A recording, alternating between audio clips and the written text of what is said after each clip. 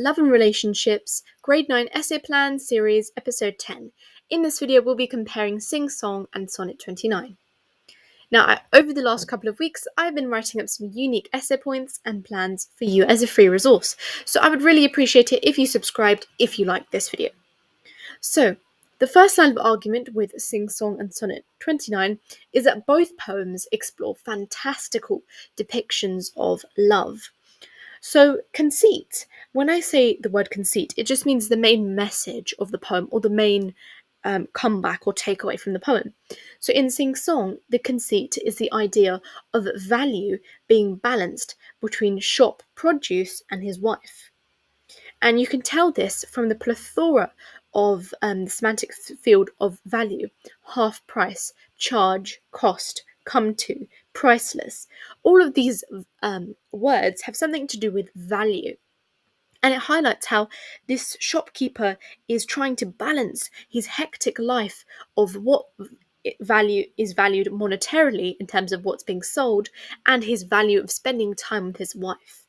It highlights her importance to him being above all material and wealth responsibility. So that is a conceit in Sing Song, and there's a very fantastical and enthusiastic depiction of love there.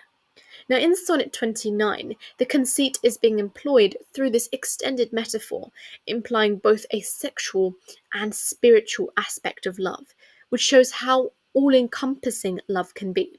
Now, let's break this down. The whole idea of the poem in Sonnet 29 is that there's this greenery that's almost engulfing itself around a tree and wrapping itself around a tree, and this idea that Elizabeth herself is this greenery that's almost strangling so passionately with love, and swaddling her love over this tree, which is her romantic interest.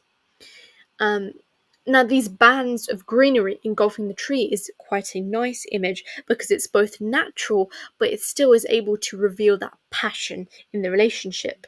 Now, the key quote, "My thoughts do twine and bud thee as wild vines about a tree."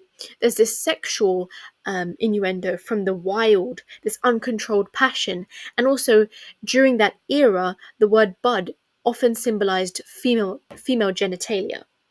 Now, the spiritual connotations, you can see the words like thee, which have this old contemporary sense. It shows that there's this level of tradition within their relationship. And also that there's a biblical allusion as well, because the words twine, bud, palm, and vine are all present in a particular Bible story. So, through this sensory image of burst shattered everywhere, this highly passionate and erotic imagery highlights the romantic relationship, and hopefully, you can see how it's quite a fantastical depiction of love. Let's now move on to the second line of argument and its subpoints. So, the second line of argument is that it either happens through a cultural background or through a universal background. Now, in Sing Song, there is a very heavy cultural influence, and this is firstly referenced through the dialect, all the colours of Punjab, the brighty moon. Now, there's this Indian accent or this Indian dialect that forces the reader or the speaker of the poem to have to have those cultural references, and all the colours of Punjab. That's such a strong and resonating image, and this cultural lens that it depicts love through is specific to them, and it almost makes the relationship so inclusive and tight knit and close together. Now, in Sonnet 29, it's not really a cultural background, it's more of a universal background, as they're trying to embrace this idea of love being from all time zones across different areas. There's this use of the archaic language in thee and art, which, as we said before, brings this sense of timelessness to the love and how their love and relationship can be universally acknowledged.